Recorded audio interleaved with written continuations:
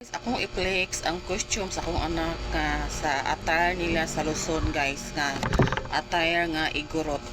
Sa pamabae mo ni siya, guys, saya din mo na iyang sapaw kana dayon kani mo siya ibutang diri sa tunga ay guys imong dughan ba dayon apod siya headdress barato ni siya sa kani siya, guys, sa mall bitaw, guys, sa syudad sa Dumaguete. Mahal kani siya, guys, tag 400 tag 900 kapin, pero dire sa TikTok 300 na siya kapin.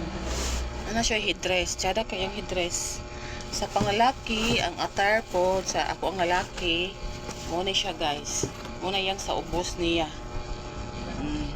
Diferensya sa pambahay kay naay kwan yang dre o skilid niya dayon ang iyahang sanina mao po niyang sanina sa panglalaki kani mo ni siya sa iyahang kuan tunga gyapon dari naapod siya headdress sa panglalaki ana din sa iyang kamot mo ni siya yara sa iyang kamot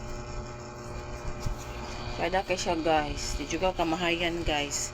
So dito na siya sa mall, guys, dito sa Dumaguete sa Tops and Buttons, mahal kayo tag 900 kapin kanira siya kanira iyaha sanina ra o kaning iyahang saya kani 900 kapin napod siya chinelas kumabae ni siya igorot gyapon nga chinelas sa panglaki ang anay ang color wala malaing available nga color tsada kini siya, guys. Thank you for watching.